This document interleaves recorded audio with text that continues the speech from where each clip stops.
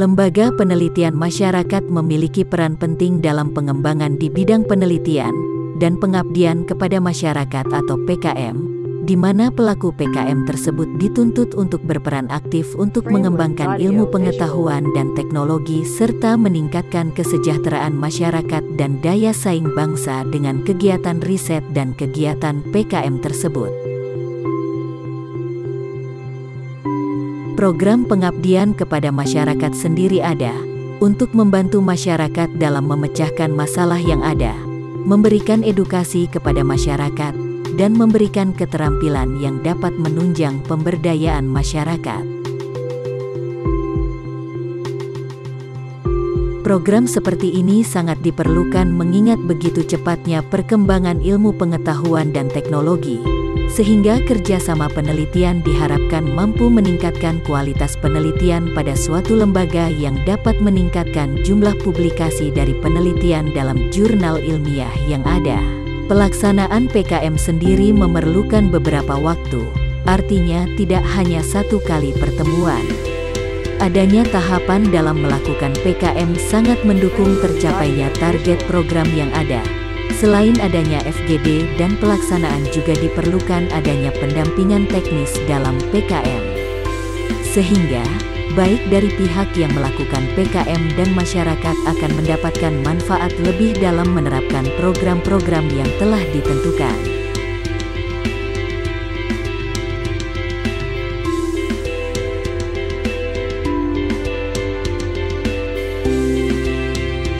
Pembangunan wilayah yang semakin berkembang telah mengubah banyak lahan pertanian menjadi permukiman. Secara tidak langsung, hal ini mengurangi kesempatan petani untuk bercocok tanam di lahan yang sebagaimana mestinya. Keterbatasan lahan untuk bercocok tanam dan semakin menyempitnya hak kepemilikan lahan bagi masing-masing individu akibat alih guna lahan pertanian memaksa setiap individu untuk berinovasi mengoptimalkan kebermanfaatan lahan yang mereka miliki.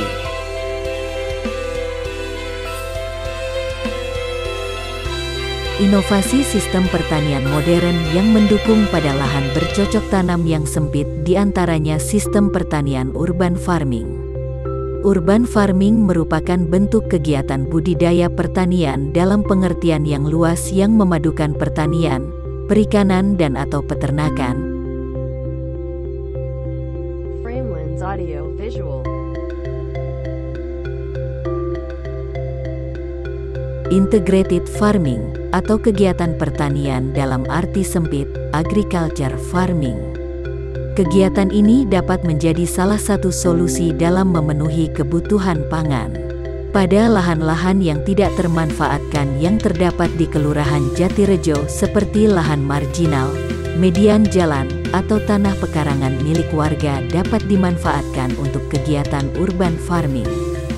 Kegiatan urban farming dapat dilakukan dengan konsep penggunaan lahan tidak terlalu luas dengan menggunakan polybag atau dengan vertikultur. Preferensi masyarakat terhadap kegiatan urban farming ini bisa bervariasi. Ada masyarakat yang menginginkan hasil dari urban farming ini dapat dijual, fungsi ekonomi, untuk membantu kebutuhan ekonomi rumah tangga, untuk dikonsumsi pribadi, atau sebagai tanaman hias. Kegiatan urban farming dapat dilakukan di lahan milik pribadi atau milik bersama, dengan jenis tanaman yang dibudidayakan seperti tanaman pangan atau sayuran atau tanaman herbal dengan teknik hidroponik, polybag, atau vertikultur. Kegiatan urban farming dapat menjadi salah satu alternatif bisnis baru bagi ibu rumah tangga maupun para pekerja yang kehilangan pekerjaan akibat situasi pandemi. Jika kegiatan urban farming digalakkan dengan masif, maka masyarakat dapat memenuhi kebutuhan keluarga juga dapat menopang ekonomi ketika dijual dan menambah keindahan kota. Hal ini akan memberikan dampak positif pada peningkatan ketahanan pangan di Kelurahan Jatirejo. Tujuan kegiatan ini yaitu penguatan ekonomi kreatif dan meningkatkan ketahanan pangan pasca pandemi masyarakat di Kelurahan Jatirejo, Sawit, Boyolali. Maksud dari kegiatan pengabdian kepada masyarakat ini adalah memberikan edukasi dan pelatihan masyarakat, khususnya ibu rumah tangga tentang urban farming dalam upaya ketahanan pangan keluarga pasca pandemi. Kegiatan ini dilaksanakan dengan metode dan rangkaian kegiatan sebagai berikut. Tahap pertama, mengumpulkan informasi terkait literasi dan pengalaman masyarakat tentang urban farming. Tahap kedua, mengidentifikasi permasalahan yang dihadapi kaitannya dengan urban farming. Tahap ketiga, pencarian solusi dengan pelaksanaan FGD, forum group discussion, bersama tokoh masyarakat dan sharing session bersama ahli yang berpengalaman dalam menjawab permasalahan masyarakat.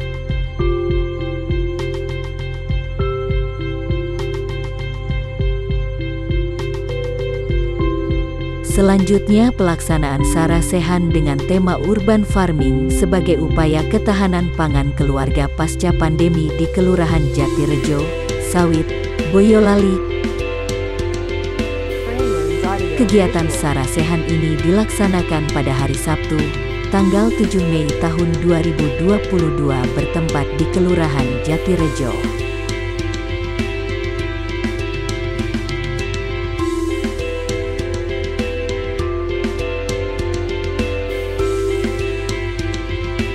Kegiatan selanjutnya, pendampingan, yang dilaksanakan pada hari Ahad, tanggal 9 Mei sampai hari Selasa, tanggal 10 Mei tahun 2022. Kegiatan ini diikuti oleh masyarakat di Kelurahan Jatirejo, Sawit, Boyolali, khususnya ibu-ibu rumah tangga yang terlibat dalam jamaah kajian Islam bernama Umi Hasanah, yang terdiri dari 30 peserta.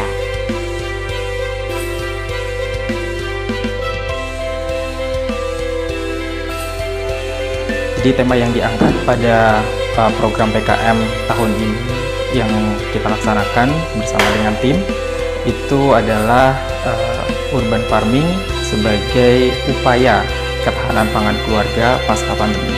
Untuk lokasinya sendiri kita mengambil di Kelurahan Jatirejo, Sawit, Boyolali. Adapun untuk waktu kita membagi kegiatan ini ke dalam 3 bagian. Yang pertama itu ada FGD. FGD dilaksanakan pada tanggal 7 April tahun 2022. Terus kemudian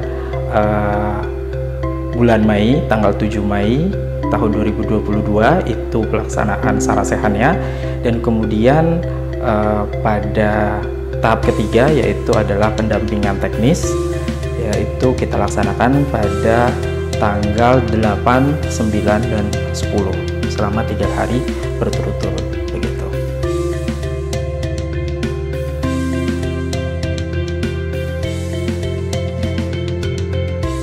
Oke, untuk urgensinya sendiri kenapa kita mengambil tema ini gitu ya? Karena kita melihat bahwa ketika pandemi terjadi gitu ya, banyak sekali sektor ataupun banyak sekali pihak yang berdampak begitu ya.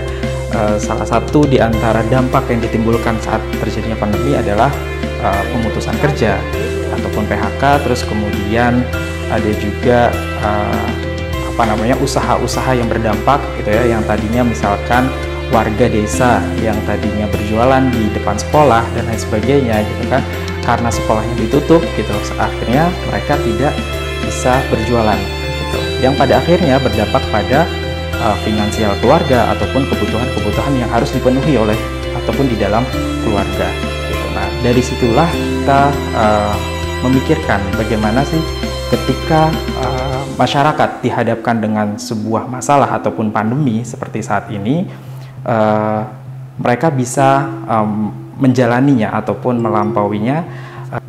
Langsung aja ya berarti ya.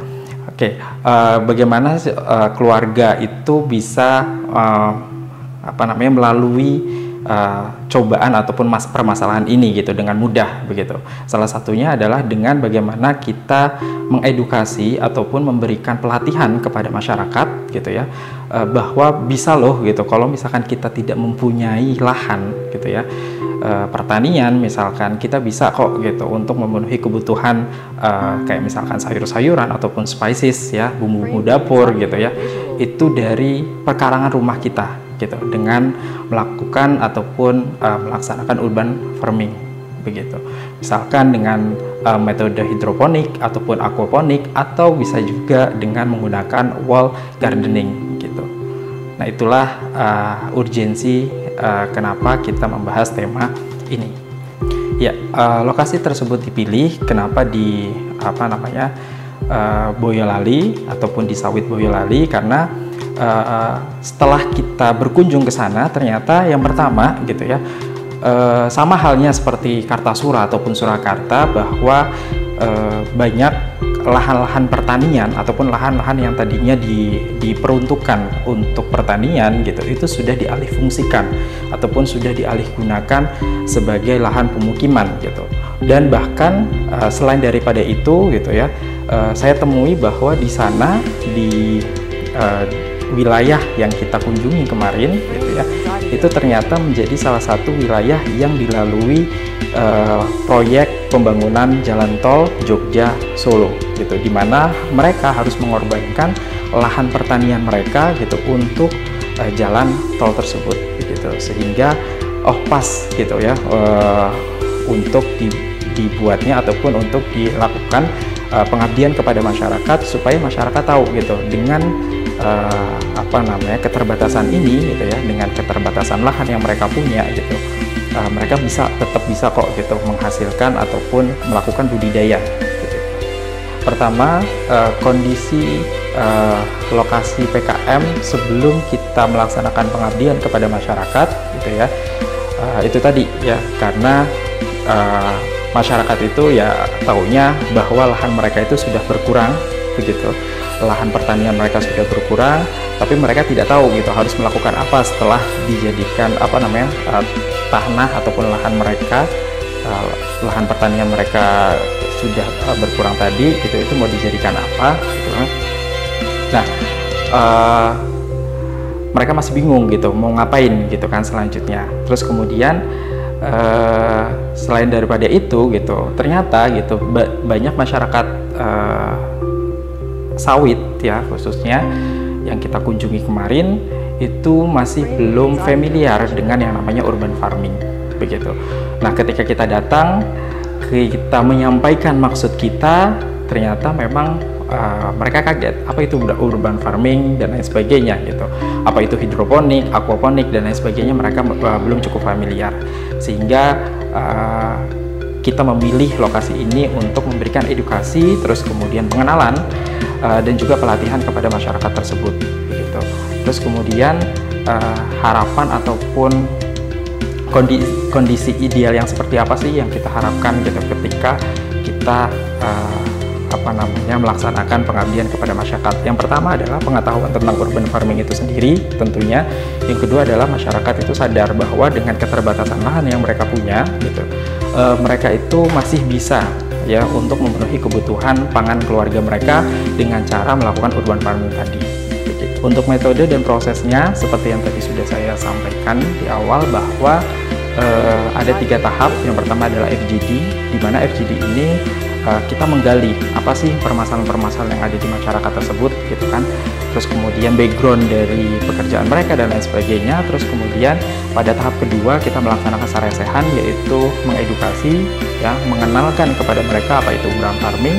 Terus kemudian yang ketiga adalah melakukan pelatihan ya, pengaplikasian dari materi yang kita sampaikan pada saat saresehan tadi gitu. Jadi kita mendampingi secara teknis gitu, bagaimana mereka bisa menanam tanaman baik itu dengan menggunakan metode aquaponik, hidroponik ataupun wall gardening tadi begitu.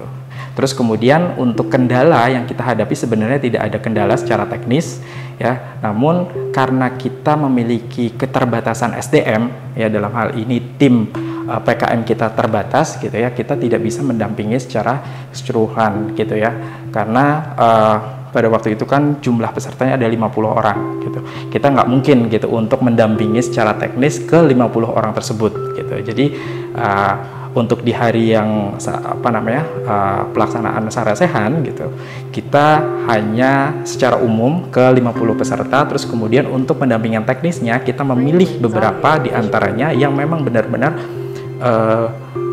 bersedia dan juga ingin gitu loh, ada keinginan lebih gitu untuk pengen mengaplikasikan atau mengetahui lebih tentang urban farming tersebut gitu. Akhirnya kita memilih beberapa rumah yang kita datangi sebagai rumah contoh gitu dari penerapan urban farming tersebut. Itu yang pertama, SDM. Yang kedua adalah mungkin lebih kepada waktu ya, karena waktu kita terbatas untuk pelaksanaan pengabdian kepada masyarakat ini, itu juga menjadi sebuah kendala. Terus kemudian yang terakhir mungkin dana ya, karena kita juga tidak bisa memberikan dana memberikan alat ataupun media kepada seluruh masyarakat yang hadir pada saat itu untuk bisa mengaplikasikan ataupun menerapkan ya budidaya tanaman ataupun sayuran, baik itu dengan menggunakan hidroponik, aquaponik ataupun wall gardening. Respon dari peserta pada saat itu sangat antusias ya. Ini terbukti ketika selesai gitu, dan ketika kita membagikan media tanam ya, seperti styrofoam ya, box styrofoam untuk media tanam ya, terus kemudian AB mix, terus kemudian bibit, baik itu ada ikan lele, terus kemudian bibit tanaman seperti pakcoy, terus kemudian kangkung dan lain sebagainya gitu. Mereka saling berebut gitu. Nah, ini menandakan bahwa mereka antusias, mereka ingin mencoba gitu untuk mengaplikasikan materi-materi yang sudah kita sampaikan pada saat pelaksanaan Sarasehan begitu. Ya, relevansinya tentu berkaitan dengan perekonomian ya. Karena tadi sudah saya sampaikan di awal bahwa ketika terjadi pandemi gitu, banyak pihak yang berdampak gitu ya, banyak pemutusan kerja, terus kemudian banyak bisnis-bisnis kecil ya yang berdampak, yang tadinya mereka bisa berjualan misalkan di sekolah ataupun di tempat pengajian dan lain sebagainya. Hal itu terus kemudian berdampak gitu, terus kemudian berlanjut kepada dampak finansial keluarga gitu ya, pemasukan keluarga menurun dan lain sebagainya gitu, sehingga dengan diadakan ini harapan kita adalah masyarakat meskipun ada terkena dampak pandemi gitu ya, mereka tetap bisa memenuhi kebutuhan kesehariannya gitu ya. Itu dampak pendeknya. Dampak panjangnya adalah bahwa harapan kami gitu, dengan adanya edukasi dan juga pelatihan urban farming ini gitu, mereka mampu menghasilkan. Jadi tidak hanya memenuhi kebutuhan keluarganya, tapi juga bisa menghasilkan dari pelaksanaan urban farming tersebut gitu, dengan mengoptimalkan ataupun memaksimalkan lahan yang mereka miliki begitu.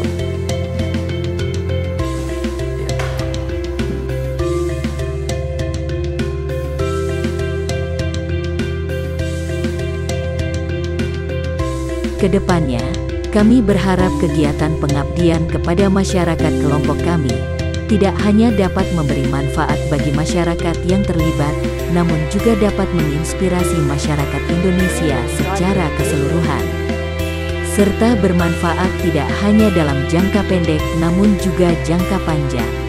Dan apabila diperlukan, semoga dapat berlanjut di program PKM selanjutnya. Demikian video laporan pelaksanaan kegiatan atau LPK ini kami buat dan sampaikan, yang selanjutnya akan dijadikan referensi kerja selama kegiatan pengabdian kepada masyarakat ini berlangsung. Atas perhatian dan persetujuan LPK ini, kami sampaikan terima kasih yang sebesar-besarnya.